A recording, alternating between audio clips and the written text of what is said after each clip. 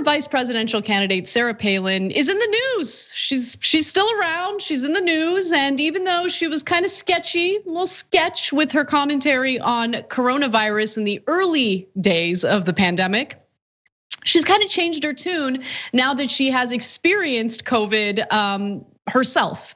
And so we learned through an interview that she gave to People magazine that as confident as I'd like to think I'd like to be about my own health, and despite my joking that I'm blessed to constantly breathe in the most sterile air, my case is perhaps one of those that proves anyone can catch this.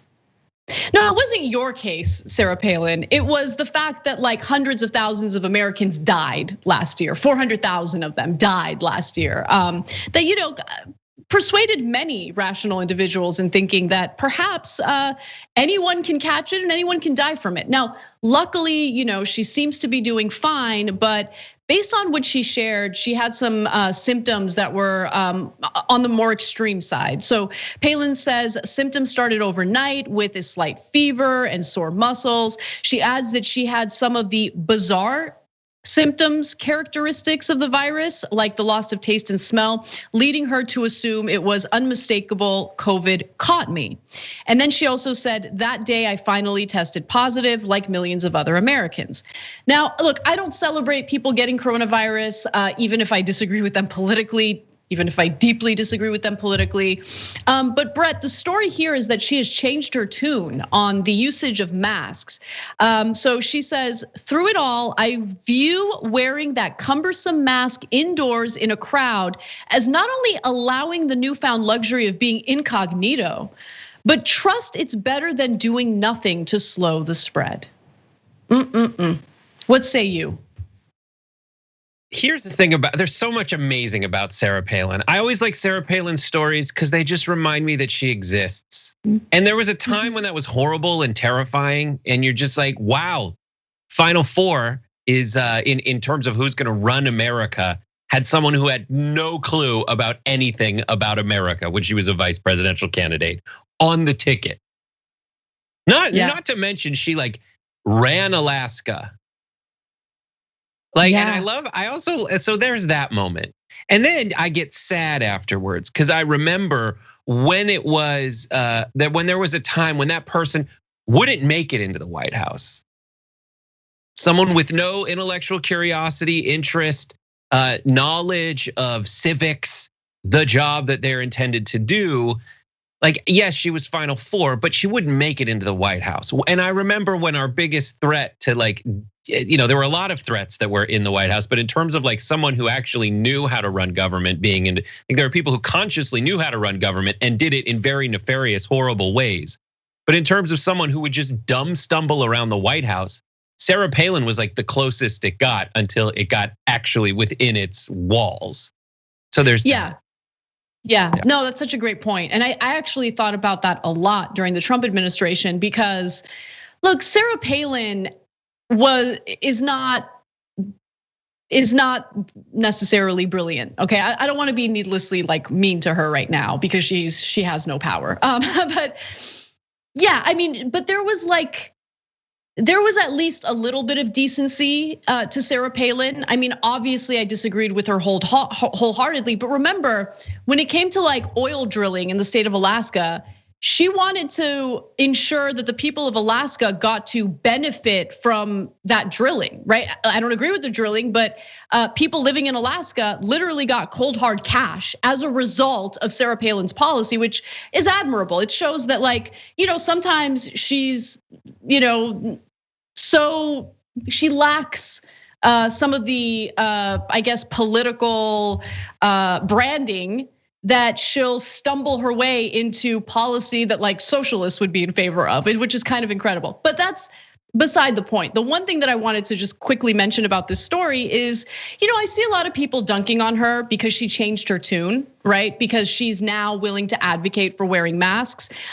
Before she got coronavirus, in fact, as recently as December of 2020, and we have B-roll of this, she was out campaigning on behalf of David Perdue and Kelly Loeffler in Georgia. And as you can see, she's not wearing a mask. She met with all sorts of constituents. She's shaking hands, she's hanging out, everything's great. It's funny in the story, she's like, I don't know how we got COVID. I mean, we're so careful. Okay, maybe it was activities like what we just showed you, but nonetheless, people are getting at her because they're saying, well, why is it that you have to experience something negative to finally realize what the truth is?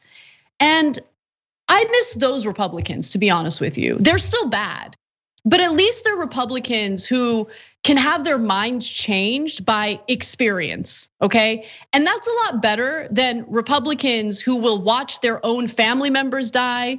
It's better than Republicans like Charlie Kirk, who literally watched his own friend who started Turning Point USA with him die, and he still didn't change his messaging on coronavirus. Those are the new conservatives in this country, and they're the worst. And honestly, they make people like Sarah Palin seem super tame in their awfulness. Yeah, and the messaging does, they make it out to be this false choice of the messaging either has to be like, you must wear a mask, or I absolutely respect people's rights. And that's not what anyone is saying. That's what's so frustrating about all this, is they want to make it black and white.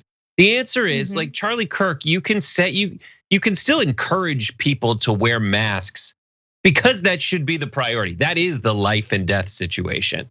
That is the immediate life and death situation. It is so frustrating that it takes something like them getting coronavirus, especially in Sarah Palin's case, a year plus after it makes news, for her to finally come around on it.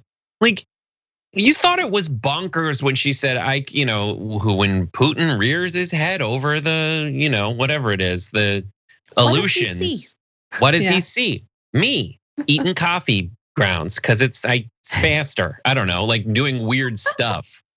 Like, but with this, man, it's more bonkers because you're like, what year is it? It's not 2020. It's not April of 2020 when we're still hoping it'll go away. It's April of 2021, an entire year later. And you're like, oh, I really found out this really can get everybody. And I honestly haven't been following Sarah Palin so closely that I know if whether this is a change or not from her. But it is so frustrating for me when people make specific points that are true in a way that's so disproportionate to what the point should be. There's a lot of folks out there who are like, yes, you're right. Like when they make points about the media, when they make points about personal rights, it's like, yes, I get it. The government shouldn't make you dress a certain way. But like, that's not what anyone's saying. No one's like, you must wear an American uniform. And I'm sure, and it exposes double standards because maybe they show up and Republicans would be happy to be told, you must wear an American flag. But they're like, you can't must wear a mask. So we were talking in the control room the other day. What if during the, maybe it was John's show, but like during the burning of masks at their parties, you just want to show up with American flags, masks, and give them to them and force them to make a decision. Are you going to burn this? It's a mask, but it has an American flag. And the reason that they're so conflicted about that is because they never appreciate the nuance of any argument. And not only that, but it always has to be the most intense argument with the highest stakes at all times. That's what tribalism is all about. That's the theme of discourse lately, when really it's just like, wear a mask. Don't go out into the supermarket without a mask if you don't have to, because a pandemic that's killed 500,000 plus Americans. And that's the last time when we were like, I'm not gonna update the feed every day. Yeah, you're right. There's one final thing I wanted to bring up in this story, because Sarah Palin has an interesting way of communicating. So oftentimes when I'm reading what she's saying, I have difficulty following along. She's just kind of all over the place. So in the tail end of her comment about wearing masks, she said this: and history will show we Masked Singer visitors were masked before being masked was cool. I was like, what does that even mean? What is that? And so unfortunately, I wanted to look into it further because I want to know what I'm talking about when I bring this up. And she was on some sort of show called The Masked Singer. I don't know. I don't watch this kind of stuff. There's other things to do. And it led to this wonderful headline from Hannah Gold. Is Sarah Palin an actual clown? That's from New York Magazine. I don't know, maybe she's having fun. She's on a show. She'd already been on a reality show herself. It's Sarah Palin. She's not really, she's not a politician anymore. She's not even a Fox News contributor anymore, I think. So she's just like us. She's just an ordinary American who still has some name recognition and can get picked up by random, cheesy, goofy shows. Awesome. Mary Animal in the Twitch chat says that Sarah Palin was terrible. It was so fun to watch. So we do have TYT viewers who are absolutely monitoring those feeds, still watching those shows. And it's great when you say some show called The Masked Singer. Like it's when you wonder like what uncontacted like groups are like in the Amazonian rainforest. That's what you are to me. Cause I'm like, I really wanna know what it would have been like not to know what The Masked Singer is. And I'll fill you in.